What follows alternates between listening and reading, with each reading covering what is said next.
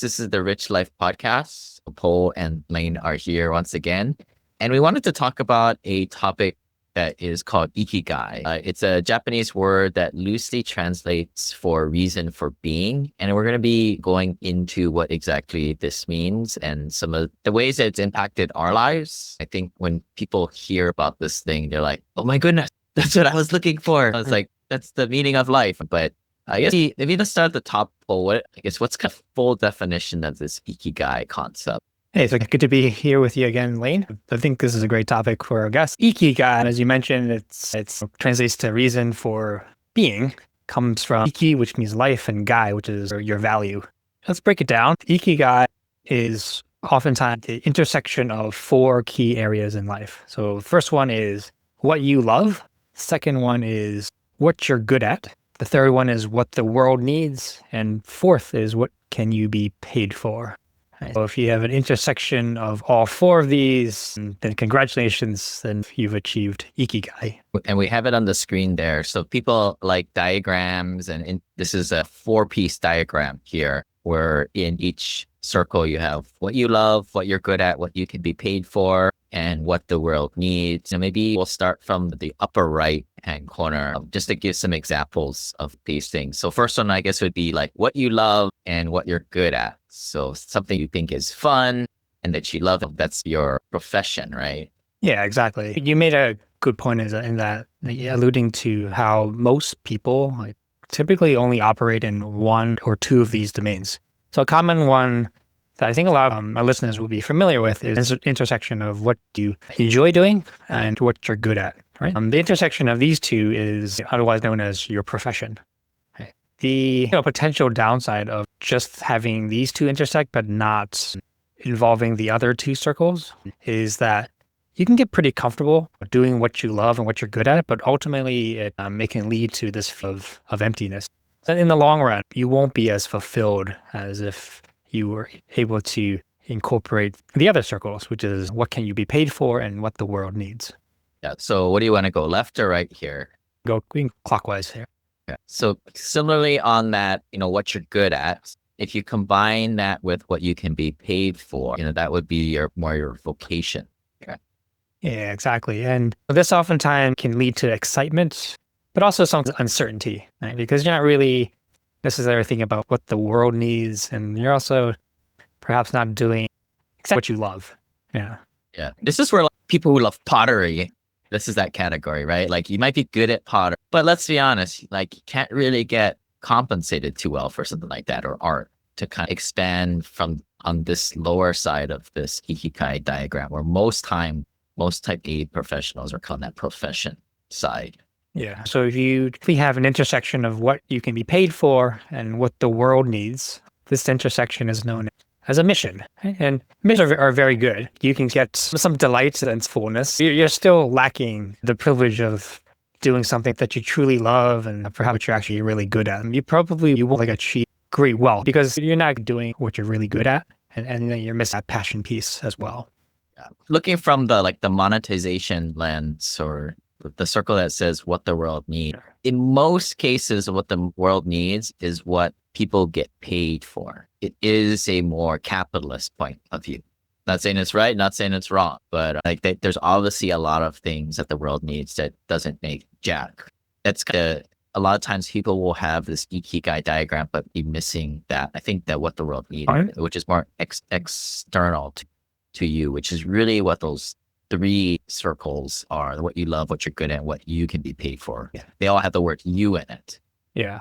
And then finally, then you have the intersection of what the world needs and what you love. And this is otherwise known as passion. Again, it's great to do what you love, great to do what the world needs. But if you can't get really paid for it, and you're perhaps not the best at what you do, oftentimes you'll end up feeling left with this feeling of not being very useful.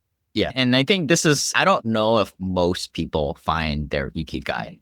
Partially because sometimes a lot of people just don't want to do very much out there. I know that may not be the listener base that we have. And I think Ikigai is something that maybe to lower the expectations. If you don't have it, don't feel too bad. But if you think you're hitting at least 3 of them, I think that's definitely a win. What's your thoughts about that, Cole? I think so. I think I'm personally still, find myself searching for it, but I think it's a good ideal to strive for. I agree. If you're hitting three of these, you're doing better than most people. I also find that this framework can be pretty useful if you're going through some sort of reset in your life. And so if you're really down on your current job, or if you feel like you really need a fresh restart and you have no idea where to start, I find this framework to be quite useful because it's only 4 circles. So you can start to just write down, for example, what do you love? What are you good at? What can I be paid for? And what does the world need? You write down a bunch of things and then you can start to figure out which ones hit more than 1, 2, or possibly even 3 categories. And then you can start to narrow down the things that you can do. Yeah. And I think a lot of our audience out there, you may have the box checked in terms of money. So you may not care what you can be paid for at this point in your life. I know, like I was talking to a client the other day and they were so lucky. They're more second generation wealth. Well, technically first, I would call it. We define it as like first generation of multi-millions. Whereas a lot of people, they may have just inherited a house. But in this particular situation, all the kids got houses. So they really didn't need to really make too much money. So essentially they're playing the game with that, what you can be paid for as, what is it in bingo that they just give you a square, right? Yeah. If we're not striving for 100% perfection and we're just trying to hit 2 or 3 of these, I think that might be a place to start. But Paul may differ on that one. He may be striving for all 4. That's the goal. Yeah.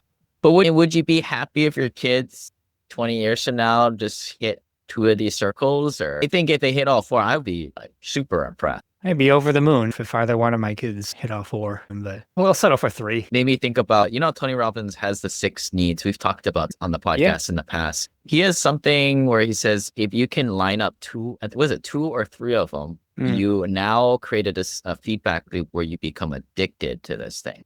So he said, try and find us that situation.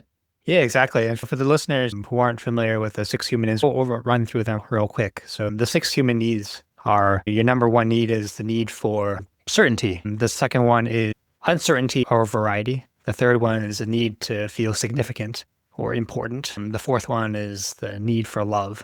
And these top 4 are the primal needs, so to speak. And then you have 2 additional needs, which are called the spiritual needs. And these are growth and contribution.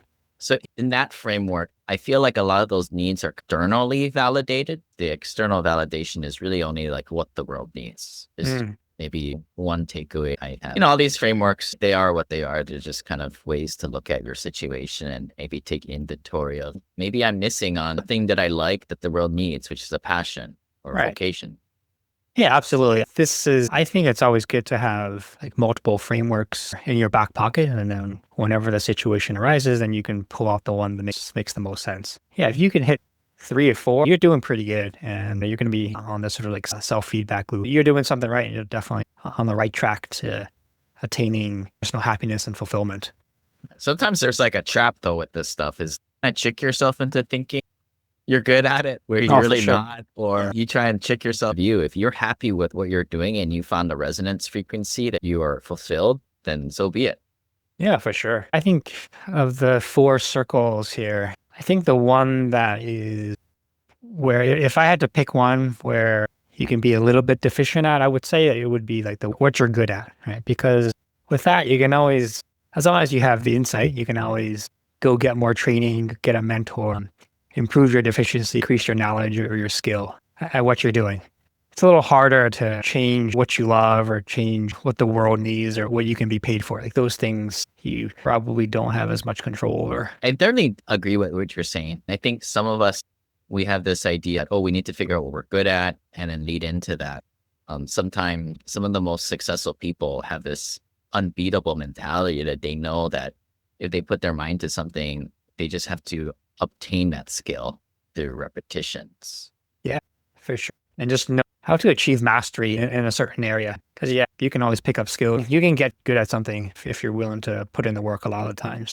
Yeah. Although I'm never going to be on a basketball team. Yeah. I'm right there with you. Yeah. Maybe like self-reflect. When you saw this, what were some of your action items or things that made you change? Or because I'm thinking a lot of people are seeing this the first way. I think a lot of people are going to look at this like, like my profession. So, I think one thought that crosses my mind is that sometimes when we look at a diagram like this, we think, God, am I in the right job? Am I doing the best thing that I can do right now? Am I hitting 3 or 4 of these? That's certainly one way to look at it.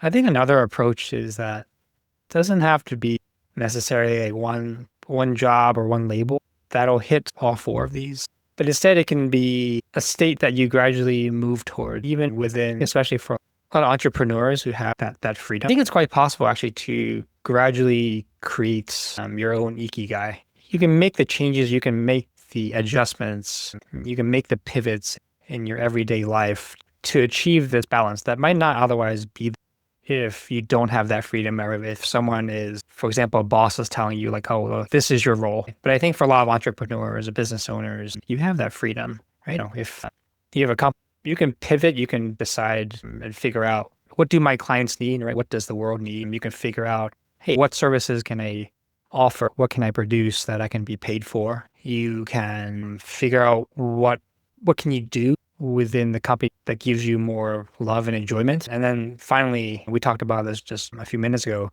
you can work on what you're good at, right? Because you can pick up knowledge and skill.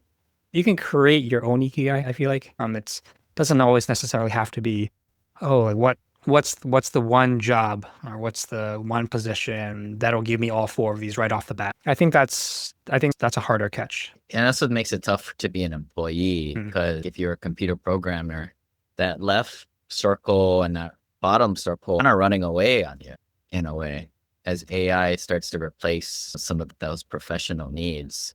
Yeah. Certainly there's pricing pressure or salary pressure. And I think generally speaking, the more you get paid, unless you go down the management track, to specialize and putting you more into one of that green area is more of an asymmetric bet, to use an investing term. Yeah, totally. Because I think unfortunately for a lot of employees, what you can be paid for, how much you're paid for it, what the world needs, those are always in flux and always changing. You don't really have control over that. You don't. It's a little bit harder to pivot when you're versus if you're a business owner or you have a setup where you can easily make pivots and adjustments. Yeah, those bottom 2 circles are always ever constantly moving, right? Whether in 5-year cycles or 50-year cycles, with the top right are generally more stationary, other than the fact that you, like you said earlier, like you can change your skill sets. You can acquire new skills that you're better at. Yeah. If anything, the top one, the yellow one, is the most stationary. Yeah. Yeah. Yeah. I like this framework too, because I think it's a useful framework to revisit every now and then, just to look at to see, are there any gaps in your life? And it's not a very difficult one to remember, but I like to see the intersection of the 4 circles and then kind of where you're at. Yeah. You can also you have your profession, you're overweighted there, you got to make money and get it, but you can also find a side thing to balance you, as opposed to having everything in that one thing you do. Yeah. I love that concept too. The point is that you don't have to have all your eggs in one basket to achieve Ikigai. You can create your own Ikigai via the totality of all the things going on in your life, like all your life circumstances. And at the end of the day, this is to fulfill this and check the boxes on these. I think it leads to your own self-esteem or fulfillment, or like when you're on your deathbed, it's kind of like that holistic feeling. You may be very content and happy just having a good profession. Nothing's wrong with that. Maybe that's like where people have these midlife crises, right? Like they hit 2 of these, maybe a third, and they're kind of searching for more. That's usually the itch. Like you got a good job, you do a little charity work on the side, but maybe there's still some angst there. And I think this would be a good framework to search for the rest. Absolutely. It's a very holistic framework, unlike some of the other ideas out there that prioritize income or status over everything else. So Ikigai is definitely a very holistic framework. It blends all the things we're talking about. It blends passion, mission, vocation, and your profession. And ultimately, I think this is it's a very personal thing. It doesn't necessarily have to be tied to work or even financial gain. You can get closer to Ikigai even by like involve small daily things, whether you enjoy gardening, spending time with your kid, drawing. It's not necessarily about finding that one grand life mission that like hits all four of these.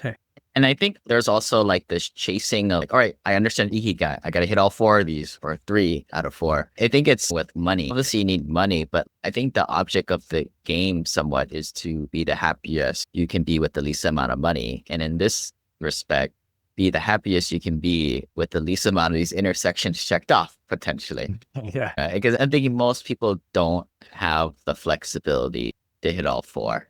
Yeah. Not in your 40s or 50s.